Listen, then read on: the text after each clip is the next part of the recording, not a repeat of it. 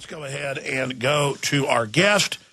If you just joined us, Joe Joseph was on with us for about 30 minutes the other night on the nightly TV show, InfoWars Nightly News, 7 o'clock. And it was he and his wife kept sending us emails saying, look at this Department of Defense contract, look at that one. This is all public stuff. But about an hour after our article went up, we did our interview with him at Infowars.com Wednesday night, it was taken down. The documents about the military to run and Northcom to run, the continuity of government collapse in the FEMA camps and the Blue Force versus the public. They pulled it and put a message up that we've got in a subsequent article saying, Department of Defense employees, you're not supposed to upload classified material or even sensitive. So I guess the message is, and I haven't talked to Joseph since then. So, Joseph, what do you make of this? Have you had repercussions? Because as you pointed out, you didn't talk about any classified stuff not about the things you're involved in. You as a citizen are allowed to contact a talk radio person and say, hey, do you see this public thing? And break down how important it was. And it is big news, obviously. And they pulled it. What do you make of that, and what's happened since we talked to you 36 hours ago or so? No, Alex, it all comes down to accountability, and that's the only thing that I'm trying to achieve here is to hold these people to account for taking away our liberties and freedoms. I mean, this is ridiculous stuff, and I want to point out, yeah, they pulled it. I have no idea why they pulled it. It's an open source document, and if you go through fbo.gov, which is a free open source website that the public can go on, much like the CBO. You can go to the CBO, Congressional Budget Office, and go and look at all the congressional numbers. All this stuff is open to the public, so it was a bit troubling to me to see that they pulled it down. And now you brought up source selection sensitive, which is on the document, and then next to it, it's FAR 3.104. If you look up FAR 3.104, that has to do with procurement integrity.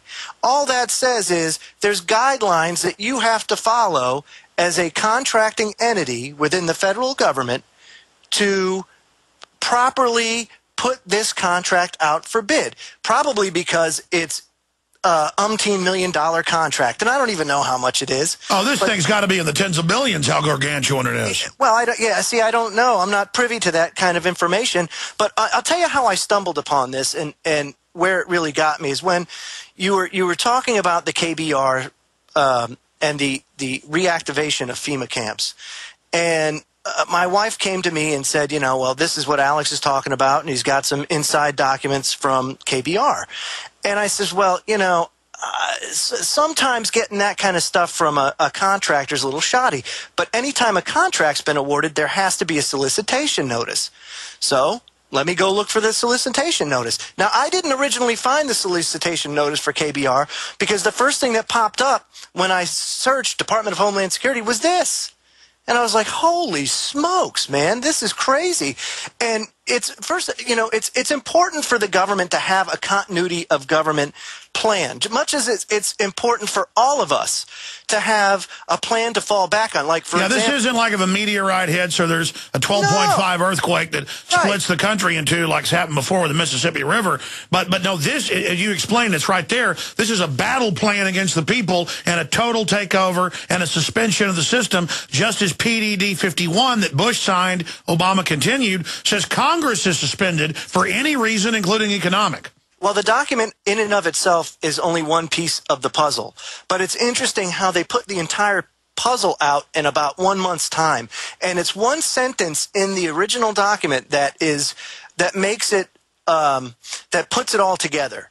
And it says additional efforts of operations division includes geospatial information system, which is like a battlefield awareness type of thing, Blue Force situational awareness, that's how you identify friendlies, and command control, communications, and compute. These are all warfare terms.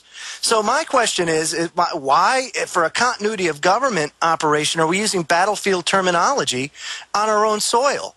And then, if you tie that in with S-1867, S-1867 makes America a battlefield. Oh, well, now we know why that language is in there. It's because they go hand in hand with one another. But when I've been to Marine Corps drills that are on tape, they had 12 years ago red versus blue, and the militias they were practicing fighting in America in the drills, and we have it all on tape, the Marines of the Blue Force fighting the Red Force. Absolutely right. So, I mean, It's troubling. It's extremely troubling, but it's certainly nothing for people to fear. And that's the one thing that I want to put out. I do this out of a sense of duty. One of my heroes is Martin Luther King. And he once said, you know, cowardice asked the question, is it safe? Expediency asked the question, is it politic? Vanity asks the question, is it popular? But conscience asks the question, is it right? And there comes a time when one must take a position that is neither safe, nor politic, nor popular, but he must do it because conscience tells him it is right. And we cannot be silent in these days, folks.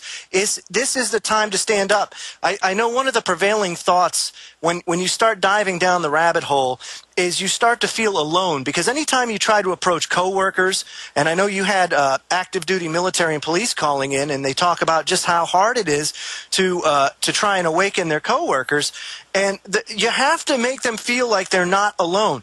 2006 New York Times poll came out where 81% thought that there was something hokey about 9/11. But do you hear that kind of people speaking out about it? No, because when they go to their moms or their dads or their family members or their coworkers, they get looked like they got three heads on their shoulders. And so they be quiet. You know, they quiets them down because they don't want to feel like a freak. They care what other people think. And this is my issue. I've reached the point now, even more than before. It's not abnormal that I'm jealous of my liberty. That those are hard fought and hard won. And we need to be aggressive with people when they try to stomp on us, because the system is openly trying to break our will and train us to be prisoners. I mean, this is a conscious program. You had probably one of the best interviews last night that I've heard in a long time, and that was with Bruce Fine. And he laid it all out for people as far as what is truly going on. I mean, this is empire. If you look back through history, this is what empires do. This is nothing new. This is just the latest version of empire. So it's up to us. And he talked about how they want to shut any competition down, any power source, whether it's a big church that even serves them, gun owners, factories. The empires always seek to shut everything down as a control freak measure, as an instinct towards domination. Absolutely right. You know, the American people have shown great restraint through all this. And, you know, the question that I always have is, what are the elitist and special interests trying to achieve by this? JFK said it best: those who make peaceful revolution impossible make violent revolution inevitable. What are they trying to do? They want a violent revolution. It's unbelievable. And just so everybody knows, too, S-1867, or the NDAA, has not been signed by President Obama yet. So call the White House. You know, 202-456-1111. Call the White House. Tell them don't sign the bill. You know, flood them with phone calls. Now, since you came on here, they pulled the document, but nobody's talked to you at the Department of Defense now? No. Everything that we're talking about here, Alex, No, is I know. legal. I like the fact that you're bold and out in the open, because you know, this system, it's like a mind control of police and bureaucrats. They act like you're guilty, and when you like break the trance and go, hey, buddy, I'm not a criminal. Stop acting like that. This is America. They'll seem to kind of shake their head. I mean, it's like they've got them in like a routine or something. One thing Mr. Fine pointed out yesterday was that people in government do not like accountability. They don't like to be held accountable about things. But we have to hold their feet to the fire. We have to do that kind of stuff. Public servants serve the people. The people don't serve the servants. It's not that way. It doesn't work that way. They are not slave masters. And people have to understand that over the years, this programming has taken effect to where police officers and government officials and members of Congress feel entitled to this respect that they're not due. I mean, you should be proud that you serve the public, but it's a sacrifice. It's supposed to be a sacrifice. You're not supposed to profit off it. You're not supposed to have a power grab from it. It's a sacrifice. And that's the way that I feel, and that's what my job, that's when I talk about being a veteran or anything like that, it's a sacrifice. You give up years of your life for what? To hopefully keep liberty and freedom for everybody. But what a lot of people are coming to find out, especially in the military, and thank God they're donating in droves to Ron Paul, is that what are they fighting for? You know, RT just came out with a news piece that says suicides are more suicides than there are war deaths now. No, it is. The last number I saw is it's 6 times. Some numbers were even higher. The former record number. They're having more people commit suicide now than in World War II, when there was 5 to 6 to 7 times the number of people in the military. I mean, people are committing suicide. We're in a depression. The economy's falling apart. Everybody's freaked out. The government and the media, these paid whores, keep telling us everything's fine. And it's just going to get crazier and crazier and crazier from this point. But, you know, the good news that you brought forward, and I see it as well, is you were saying about half the people in the Department of Defense you talk to are really awake now, and that those numbers are growing. The other half, 25%, are just gung-ho and will jump off a cliff if they're told to, and the other 25 just aren't really that smart, I guess. So that's about what I'm seeing. In fact, I found people that are on the inside know that stuff's wrong even more than the general public. Right, but I would say 99%. Just like, you know, Occupy Wall Street, that number is very key. 99% of people within government, they just want to go home to their families. You know, whether or not they support the policies of this dictatorship, or they are awake and just silent. They just, at the end of the day, they want to be left alone. They don't want to be involved in all this kind of garbage, but they don't want to exactly stick their necks out either. And that's the problem. We're past the point of, well, am I going to be safe? No, you're not going to be safe if you don't say no to this. Did you hear the police officer, and I've talked to a bunch of them, I mean, one of the famous guys that saved a bunch of people, where the FBI said, we'll kill you and your wife if you question Oklahoma City? Absolutely. I mean, it's a shame. I mean, that's the real level of what we're facing. And, you know, it's the same FBI, the same crew that did all that. They're in charge again right now. Unbelievable. I mean, that is so creepy, folks. People are like, well, you better be scared then. No, we better stand up to these people. I mean, they're the same ones that did Fast and Furious to blame our precious Second Amendment. The enemy is in control of the country.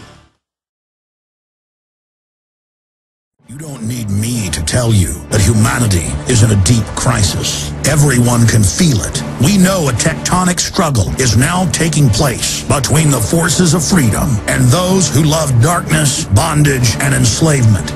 Yes, my friends, evil is rising. But take heart. For every action, there is an equal and opposite reaction. Recently, New World Order operative Hillary Clinton admitted they're losing the info war. We are in an information war, and we are losing that war. The globalists are scared. They've overreached. The future of the info war is in your hands. Join PrisonPlanet.tv. Download the thousands of special video reports, ebooks, and more, and get them out to everyone you know. Continue to spread the word about the broadcast on YouTube, Facebook, Twitter, and every other globalist propaganda platform. We are going to use their system against them. The info war now goes into high gear.